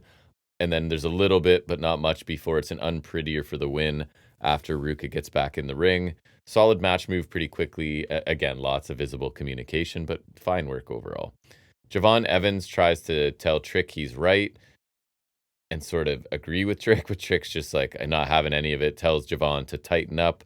Trick leaves, and Lexis King is there to Lola Vice is still American, right? Yeah, I think so. Okay, never mind. To annoy Javon Evans, Evans punches him and leaves, so we're carrying on with the super intense. Trick doesn't want to have anything to do with baby faces even, right. And gives us a King. He's so serious. He's so serious. A King Evans program, which they do later make official. It's Evans versus King for the Heritage Cup next week. Where do you go with that? Javon. Does Evans take a loss?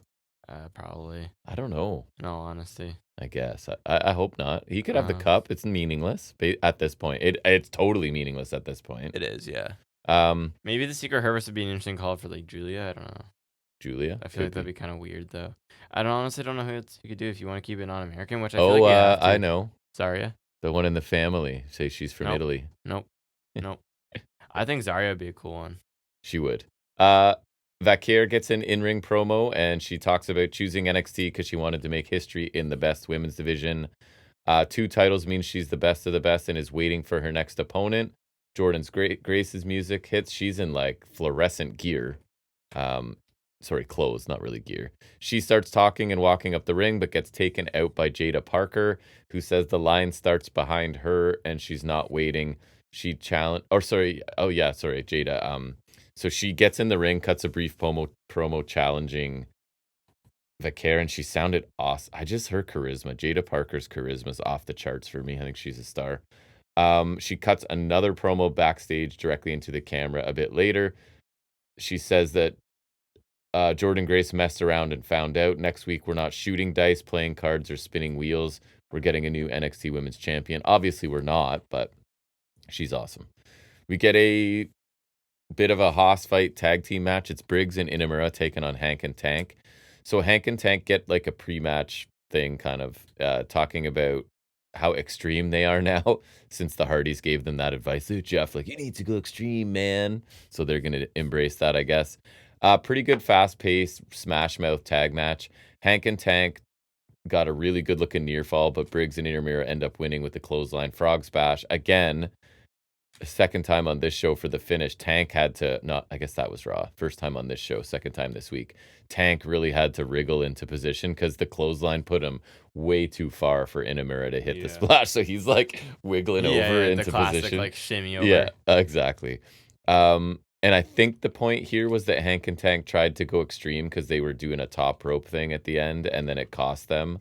So this time I thought maybe they get pissed at the Hardys because the advice not working and have a match against them. But later in the locker room, they're talking about getting more advice from other people. So that sounds like more where it's going.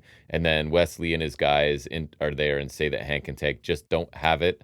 And then I thought this was weird. Okay, so picture, if you will, Hank and Tank and their general size. Sure. Picture Tyson DuPont and Igwe and their size.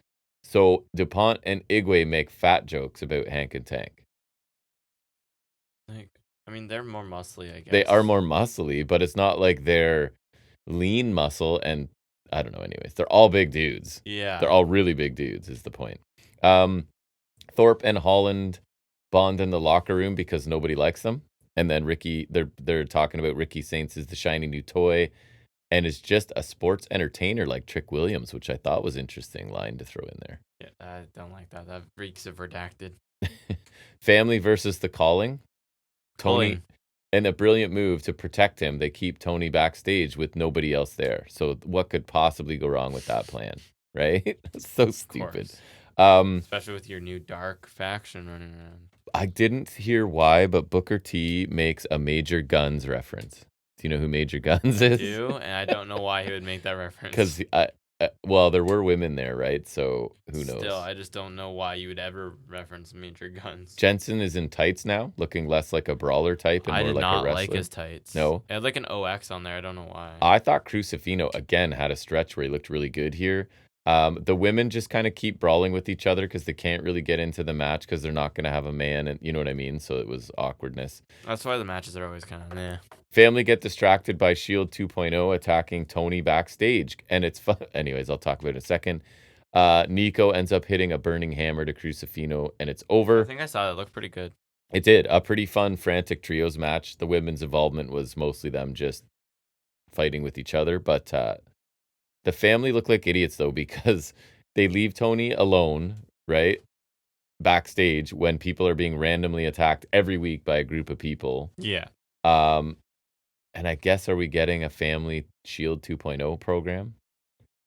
Also stupid that they cut to Tony in the back on the screen in the arena just like 3 seconds before he gets attacked. Yeah. A, why are you showing him? And B, what timing? Anyways, Fallon Henley is backstage. She interrupts Ava and Vaquer. Henley wants her rematch for the North American title still. Vaquer agrees to face Henley after she faces Jada, so 2 title defenses on the same night for Vaquer. Cool way to get her over as a fighting champion. I doubt she's losing either one of those. I don't think so. I feel like does she lose to Henley already? I don't think so. She beat Henley for that belt, so I feel she's like facing weird. Henley first, so I don't think I guess the other ones get involved or whatever. I guess. Speaking of the other ones, Petrovich and JC Jane, and I'm just happy that JC Jane attacked Masha on I know TNA. I'm just happy that Fatal Influence are like backburnered a little bit now. Because Toxic Attraction was not backburnered. They were not backburnered. So they're being used as like mid-card babyface fodder, and that's fine for me. So Adonis gets a chair from under the ring, slides it into Petrovich. She's unsure. Ref does nothing but talk instead of grabbing the chair like every other ref does. Carmen slides the chair out of the ring, and then basically not much after that, JC Jane hits her discus elbow for the win. So like basic match, crowd wasn't super into it. Why are Adonis and Petrovich having issues already? That's what I thought. Because they haven't really done any like other than hey they're together, and then it's been like he's with her. That's it. There's been no other. I think they wanted to do a breakup angle and reverse engineered it from there. I think they did too. And okay, we know how we're gonna start and deliver the breakup, so let's just smash them together, never talk about them, and just go right to it. Exactly. Ricky Saints, Ridge Holland. Wasn't a fan of this. Holland is the Rochambeau looked rough. Really rough.